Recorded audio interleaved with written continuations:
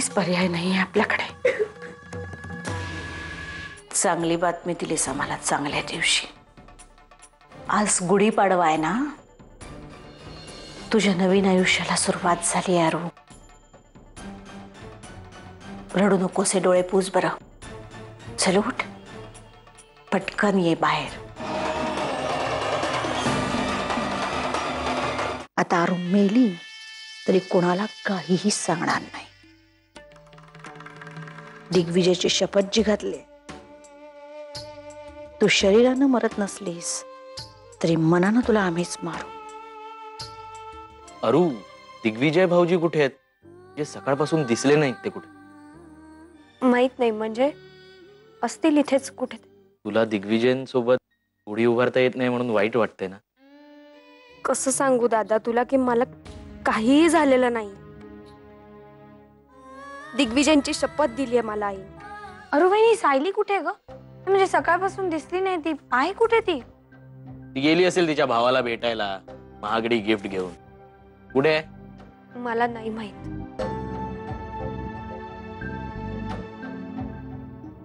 चला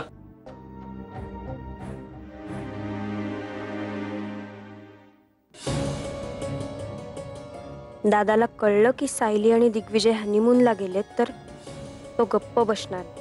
अगं अरू, चल ना, पटकन पूजा करायची आहे। असं काय करते? तुमची फार आठवण येते दिग्विजय। तुम्ही निदान आजच्या दिवशी तरी इथे असायला हवं होतं। अरे वा, काय सुंदर सजवलंय घर, सुरेख दिसतंय सगळं। वा वा वा वा वा। दादा कुठे आहे? सकाळपासून दिसलाच नाही तो। एक काम करतो, मी त्याला घेऊनच येतो। अरे अमर, दिग्विजय नाहीये घरात। लग्नानंतरचा पहिलाच पाडवा आहे ना त्यांचा, म्हणून सायली दिग्विजयला घेऊन मंदिरामध्ये गेली आहे देवाच्या दर्शनाला। सायलीचं आहे ना अति होत्या, खरंच अशी वागते का नाटक करते काही कळत नाही। चला चला, पटकन पूजा आटोपून घ्या। चला। प्रभू रामचंद्र जेव्हा 14 वर्षाचा वनवास संपवून अयोध्येला परत आले तेव्हा लोकांनी आनंदाने गुढी उभारली। सॉरी, आनंदाची गुढी उभारली।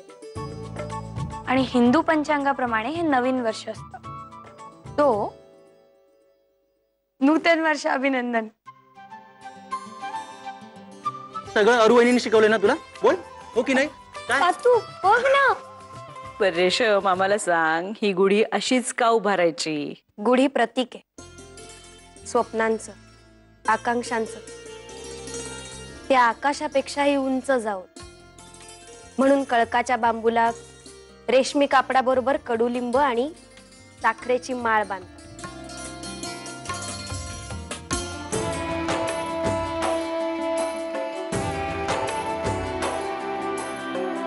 आज सकाळपासून मला त्यांना पाहता आलं नाही।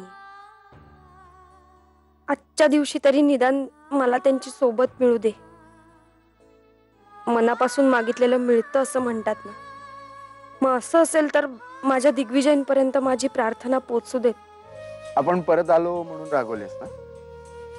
अरे कम ऑन यार, आज पाडवा आहे आणि आपला सण आपण आपल्या माणसांसोबत साजरा करायचा असतो की नाही? आता प्लीज आजच्या दिवशी रागू नकोस, असशील का थोडीशी? हा, जायचं? चला। दादा, तू बघ, दादा आलाय। दिग्विजय, तुम्ही परत आलात? अरू, चल पूजा करूया। रेशम, मेघा, ती मगाशी जी मी गोष्ट सांगितली रामचंद्रांची ती बरोबर होती ना? बघ ना, हे दोघं माझी थट्टा करतायत की मापासून। हो, बरोबर होती। 14 वर्षांचा वनवास संपून प्रभू रामचंद्र याच दिवशी घरी परत आले होते। त्यांच्याबरोबर सीतेचाही वनवास संपला होता आणि आज माझाही।